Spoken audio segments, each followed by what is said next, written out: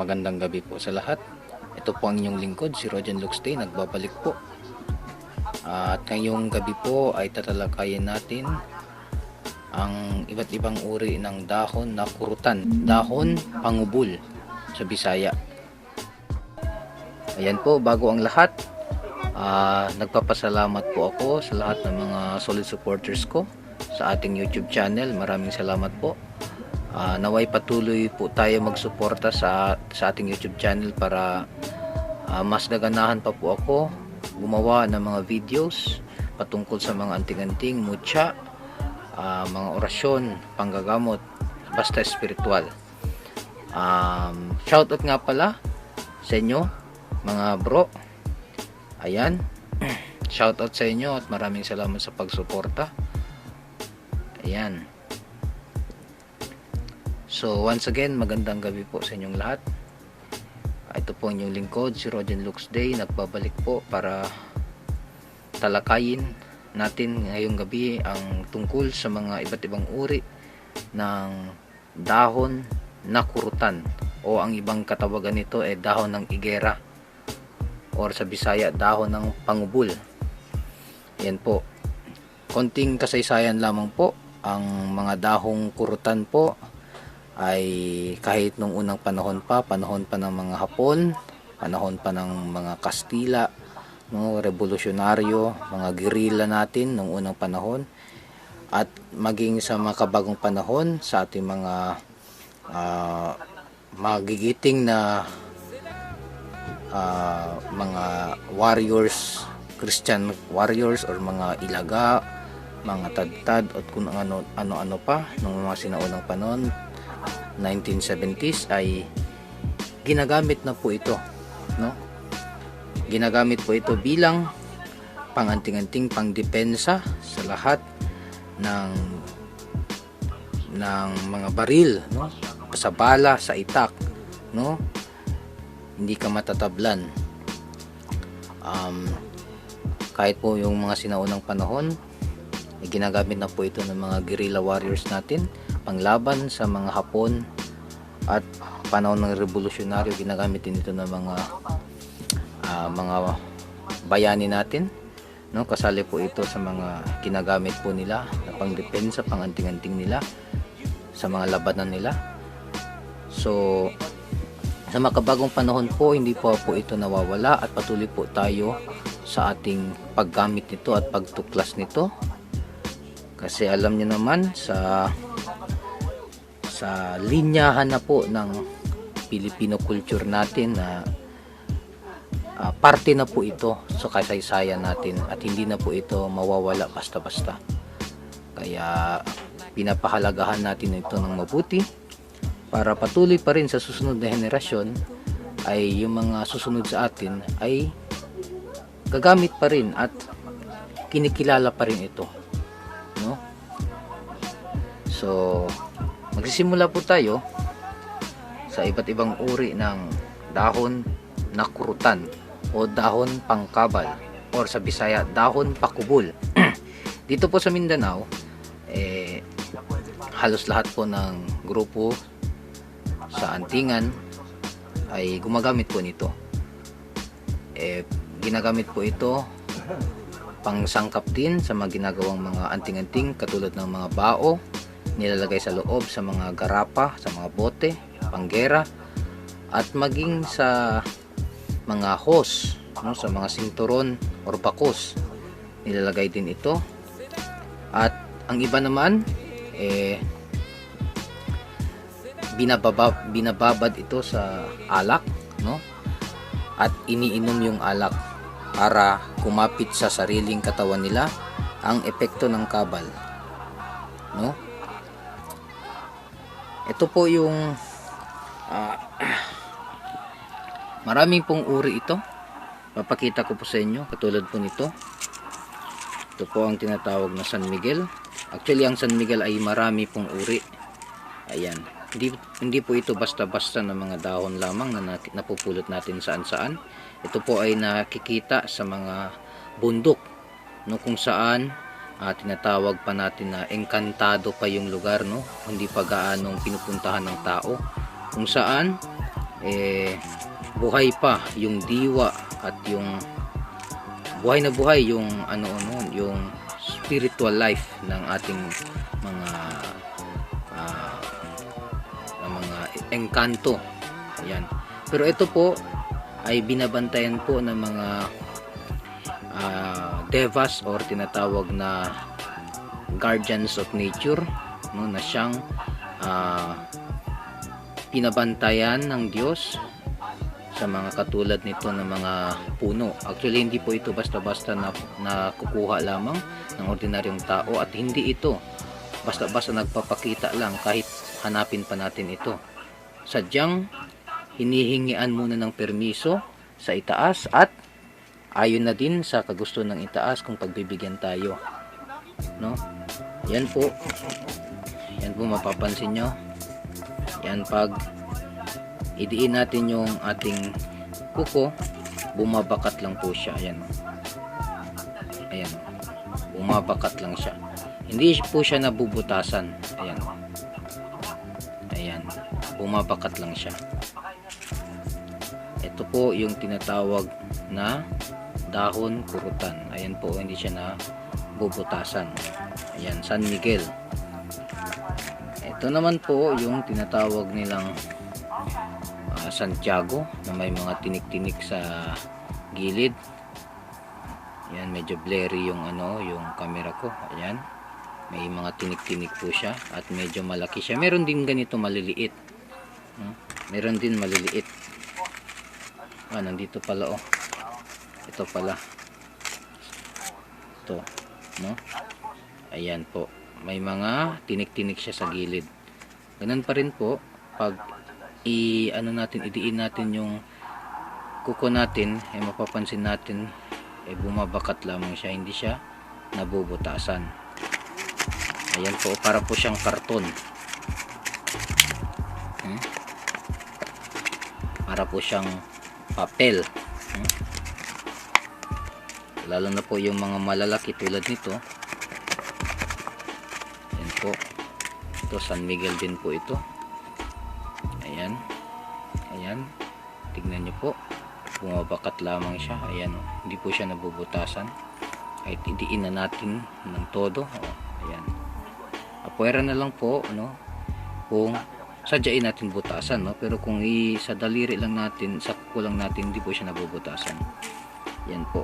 San Miguel. Ito po mga Santiago. Santiago. Ayan. Ito po ay isang uri din ng San Miguel na maliliit. Maliliit. Ayan. Pero mas matibay po ito kaysa dito sa malalaki. Mas makunat po ito. Grabe. Ang tigas nito. Ang kunat nito. Ayan. Ayan po. Ito naman yung tinatawag na San Guillermo. No, malalaki siya. Hindi siya ganon kakunat, pero mayroon din po siyang pagkakunat, no? Bumabakat din siya. Ayan. Bumabakat din siya, pero medyo manipis-nipis po siya kaysa sa San Miguel. Yan po, ibang uri po siya. Ayan, para po siyang papel, oh, parang karton. Ito din po ay isang uri din ng dahon kurutan o igera na medyo itim siya yung kulay niya. Yan. Yan po, bumabakat lamang. Ito pang isa po. Hindi ko alam ang pangalan nito. Pasensya na po. Hindi ko po alam ang mga pangalan nito at nito. Kung ano ba ito. Santa Ana ba ito? Santa Veronica. Ang kilala ko lang po ay ito. San Miguel. Santiago. San Guillermo. At ito hindi ko na alam kung ang tawag dito. Basta lahat po ito tinatawag na dahon kurutan o dahon ng igera o dahon pangubul. Ayan. Punta naman po tayo sa gamit nito at paano ito gamitin. Ang gamit po nito pangkabal, pangkunat sa ating balat, sa ating buto, sa ating katawan. At mabisang panlaban sa mga sakit-sakit at sa gutom at sa uhaw. No, kung nasa bundok tayo, pwede natin ito kainin pira-piraso, konti-konti, no, para hindi tayo basta-basta magutom sa gitna ng bundok. At pwede din po ito gamitin bago matulog, no? Pwede itong ibabad sa bote ng alak at uminom ng konti bago matulog para kapit po yung kabal sa ating katawan. Habang nandito po yung alak, hindi pa tayo umiihi, nandun pa rin po yung epekto nito. Pero pag umihi na po tayo, lalabas na po yun. Kaya mas maganda pong gawin natin paglabas na lang ng bahay. Pag tayo ay lalabas sa umaga, no, lalabas sa ating bahay, uminom tayo ng isang lagok ng alak na binabaran ng dahon ng tawag nito, dahon ng kurutan, at kumain din tayo ng koonti. Habang nasa katawan po natin yung dahon, hindi pa lumalabas, no? Nandun pa rin po yung epekto nito, yung kabal 24 oras, o depende po kung hanggang kailan nasa katawan natin ito. Ayan. Pwede din po ihalo ito sa bote, no, kasama ng mga kahoy na San Miguel, kahoy pakubul o pangkabal, kahoy na tagaliwas, no? Pwede din po ito isama sa isang bote. At pwede din po isama nyo na rin po yung mga orasyones, no? Yung mga words of power or mga dasal, no, sa Latin na sinasabay sa bote para mas magiging epektibo yung kabal. Kadalasan nilalagay sa bote na sa alak is yung mga orasyon sa kabal din o sa pakubul din, sa kuratan din, no, sa kurutan, para balance siya, no? Mayroon tayong material na galing kalikasan at spiritual na mga orasyon, pang-balance siya para siyang positive negative, no? Positive is yung orasyon, negative po is yung mga material kasi pang kalikasan, positive po yung orasyon kasi pang kalangitan, at yung neutral po is yung alak mismo na siyang magkokonekta sa dalawa. At pag kumpleto yan, positive, negative, and neutral equals power. Yan po ang Trinity, Holy Trinity. Positive, negative, neutral equals power. Ayan po. So, yun po. Naway may napulot kayong aral sa bagong vlog natin, sa bagong video natin na pag-share ko ng konting kaalaman ko tungkol sa mga dahon ng kuratan o igera, dahon na San Miguel. Ayan po. Ayan. Ang iba naman po, dagdag kaalaman po bago po tayo matapos, ayon po sa isang matandang antingero na siyang nagbigay nito sa akin, isang tested na kombatero po sa Basilan, no? Sa Basilan. Hindi basta-basta, ilang gera na po ang pinagdaanan niya, at hindi po siya matamaan ni kahit ni isang bala.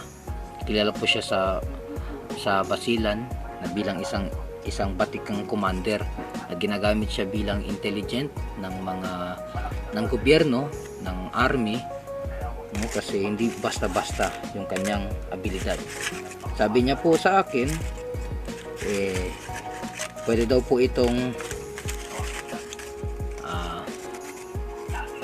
ilagay 7 dahon nito, tapos ilagay sa panyo at talian sa ulo pag nasa kombate, pag nasa gera po kayo, at tiyak hindi kayo matatamaan ng kahit na anong bala pa yan. Tested and proven na po niya ito. Sa kanya po ito galing. Ito naman sa iba naman may nagbigay din po sa akin, iba't ibang mga kabro. So yun po, maraming salamat po sa pakikinig at panonood ninyo dito sa aking munting vlog, dito sa aking munting YouTube channel. Naway may natutunan po kayong bago, at huwag kalimutan po sa mga bago pa po sa aking channel, mag-like, share at mag-subscribe po, at hit the notification bell para laging updated sa mga bagong videos na i-upload ko sa gamutan, sa anting-anting, mga mutya, sa pangangalap namin. Ayan po. Abangan nyo po, no? Soon, as soon as possible, may games po tayo para dadami pa po yung mga subscribers natin, no? At maabot natin yung 1K subscribers, no? Yun po yung habol natin.